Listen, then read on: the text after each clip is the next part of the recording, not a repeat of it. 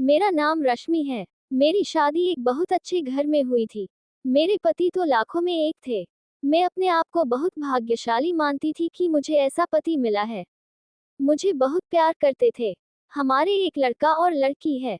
हमारी शादी को करीब 16 साल हो गए थे। हर खुशी मुझे उन्होंने दी। मैं भगवान से अपने लिए इससे अच्छा पति नहीं मांग सकती थी। मेरी लड़की 14 साल की है और लड़का 10 साल का है। पति का कारोबार भी बहुत अच्छा चल रहा है। हमारी कपड़े की दुकान है जिससे अच्छी खासी कमाई हो जाती है। मुझे जीवन से कोई शिकायत नहीं थी। लेकिन फिर उसके वो हुआ जो मैंने सपने में भी नहीं सोचा था। मेरे पति एक दिन मुझसे कहते हैं कि उन्हें किसी से प्यार है और वो उससे शादी करना चाहते हैं। एक दिन अचानक ही यह बात उन्होंने मुझे बताई। शुरुआत में मुझे लगा कि वो मजाक कर रहे हैं, लेकिन फिर थोड़ी ही देर बाद में मैं समझ गई थी कि वो सच बोल रहे हैं। वो मेरे पति है, कब सच बोल रहे हैं कब झूठ इस बात का मुझे अच्छे से पता चल जाता है। लेकिन इतने दिनों तक मैं कैसे धोखा खाती रही, उनका शादी के बाद अफेयर चलता रहा और मुझे पता भी नहीं चला। या तो वो झूठ बोल रहे थे या बहुत चालाक थे, जो इतने दिनों तक मुझसे छिपा सके। मेरे मन में यही सब चल ही रहा था कि वो बोले कि उन्हें तलाक चाहिए। शादी के 16 साल बाद उन्हें तलाक चाहिए। मैंने कहा कि आप पागल हो गए, क्या बोल रहे हैं, कैसा अफेयर, आप झूठ बोल रहे हैं। वो बोले कि नहीं, मैंने कल उसे बुलाया है, तुम खुद मिल लेना। मैं चाहता हूँ कि हम जिस तरफ से रहे हैं उस तरफ अलग भी हो जाए, मुझे कोई तमाशा नहीं चाहिए। तुम्हारी और बच्चों की भी जिम्मेदारी मैं लूंगा, तुम उसकी चिंता मत करो। अब मेरा दिल बेचैन होने लगा था। मैं सोच रही थी कि ये सब जो ये बोल रहे हैं झूठ हो। लेकिन मन में शंका और डर आ गया था कि कहीं ये सब सच ना हो। उस रात मुझे अच्छे से नींद नहीं आई। सुबह होते ही मेरी नजर उन पर थी। फोन पर बात कर रहे थे। पूछ रहे थे कि कब आओगी। मैं तब भी सोच रही थी कि ये सब मजाक हो। कुछ देर बाद दरवाजे पर बेल बजी। वो दौड़कर दरवाजे पर गए। और सच में एक लड़की दरवाजे पर खड़ी थी, वो अंदर आई। उस लड़की को मैंने पहले नहीं देखा था, लेकिन वो सुंदर थी। उसकी उम्र 26 साल की थी। मुझे इस बात का यकीन नहीं हुआ था। मेरे पति ने उसे मुझसे मिलाया, कहा कि ये दिव्या है। मैं अपने काम के सिलसिले में जब बाहर गया था तब मेरी मुलाकात इससे हुई। और फिर हमें पता ही नहीं चला कि हम कब एक दूसरे से प्यार करने लगे। उसे देखकर मैं अपने कमरे में चली गई। 16 साल का विश्वास और प्यार इस तरह से टूटेगा मुझे पता नहीं था। मैं शायद उम्र के साथ उनका मेरे प्रति आकर्षण कम हो गया था। वो कुछ घंटों के बाद कमरे में आए, बोले कि मैं फिर दोहराना देता हूँ कि हम अच्छी तरह से अलग होते हैं। किसी तरह का नाटक मैं नहीं चाहता। उनके ऐसा कहने पर मैंने कहा कि ये सब आपको नाटक लग रहा है। क्या हो गया है आपको?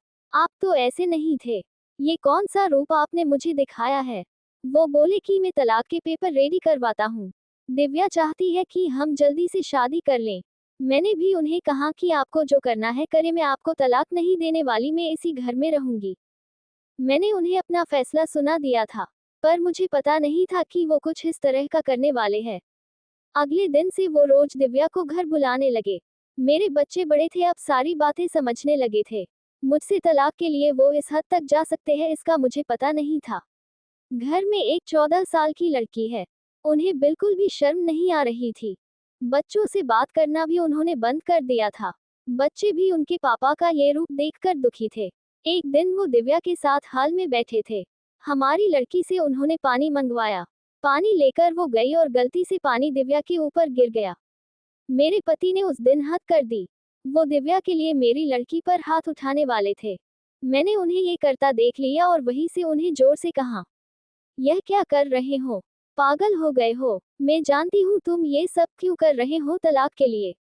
ठीक है, अब तुम इस हद तक जा रहे हो तो फिर मैं तुम्हें तलाक दे ही देती हूँ। उसी समय मैंने अपना और बच्चों का सामान बांधा और अपने घर चली गई। एक ही इतना कैसे बदल सकता है?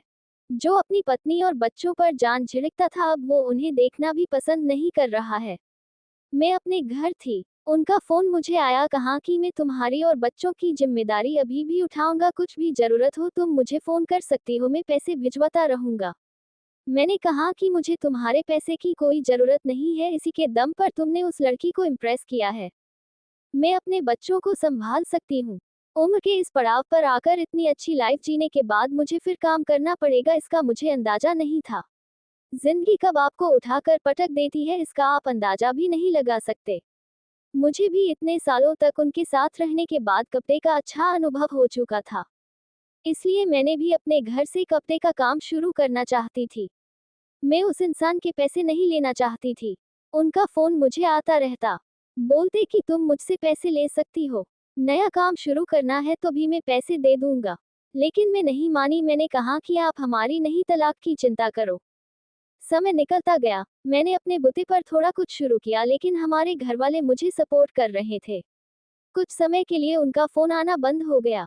मैंने इस बात पर ध्यान भी नहीं दिया। मैं अब उनसे बात भी नहीं करना चाहती थी। तलाक में अभी कुछ समय था।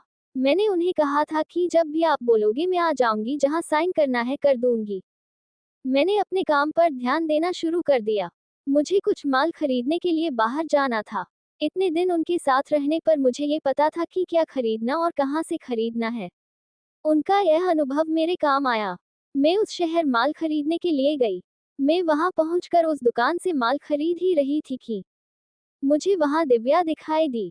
वो वहां किसी की और के साथ थी, हाथ पके हुए। मुझे देख के साफ पता चल गया था कि अब वो इस लड़के के साथ है। मन ही मन मुझे खुशी हुई कि आखिर मेरे पति ने धोखा खाया। उन्होंने इस लड़की के लिए हमें छोड़ा था, जो कि अब किसी और के साथ है। फिर मैंने मन में सोचा कि अब किसी और को मैं धोखा नहीं खाने दूंगी, इसलिए मैंने उनका पीछा किया। वो एक ओपन रेस्टोरेंट में गए। मैं जाकर उन दोनों के सामने बैठ गई। मुझे देखकर उसके होश उड़ गए। वो उठकर जाना चाहती थी, लेकिन मैंने उसका हाथ पकड़ा। मैंने उस लड़की का सच लड़के को बताना शुरू किया। मैंने सोचा था कि मैं उसे सच बताकर उसकी आंखें खोल दूंगी, लेकिन कुछ और ही हुआ। उसने जो मुझे बताया उससे मेरे पैरों तले जमीन निकल गई। मैं वहां से भागते हुए कैसे भी अपने पति के पास जाना चाहती थी। मैं उनके घर गई। वहां नौकर ने मुझे बताया कि वो अभी एक अस्पताल में। अस्पताल उनके घर से ज्यादा दूर नहीं था, बड़ा अस्पताल था। मैं वहां गई। रिसेप्शन पर उनका नाम बताकर मुझे उनके कमरे का नंबर पता चला। मैं कमरे में गई। वहां उनका दोस्त था। उन्होंने आंखें बंद कर रखी। मैंने उनके हाथ पर हाथ रखा तो उन्होंने आंखें खोली। मेरी आंखों से आंसू रुक नहीं रहे थे। मैंने कहा कि क्या जरूरत थी यह सब नाटक करने की? मुझे पहले क्यों नहीं साफ साफ बताया? मेरे पति एक गंभीर बीमारी से जूझ रहे थे। वो हमारी जिंदगी से दूर जाना चाहते थे, ताकि उन्हें कुछ हो जाए तो हम ज्यादा दुखी ना हो। उनके इसी दोस्त ने उनके कहने पर उस लड़की के साथ मिलकर यह नाटक करवाया था। मैं अब उनके पास बैठकर घंटों रोती रही। बच्चों को भी मैंने बुला लिया, अब हम उनके साथ ही रहेंगे। अभी उन्हें हमारी और हमारे प्यार को सबसे ज्यादा जरूरत है। मैं भगवान से दुआ कर रही हूँ कि वो हमारे साथ ही रहे, उन्हें कुछ ना हो।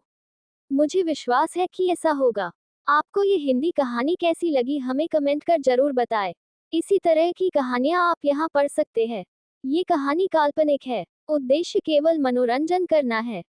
ऐसे ही वीडियो देखने के लिए हमारे चैनल को लाइक एंड सब्सक्राइब करें। Thanks for watching.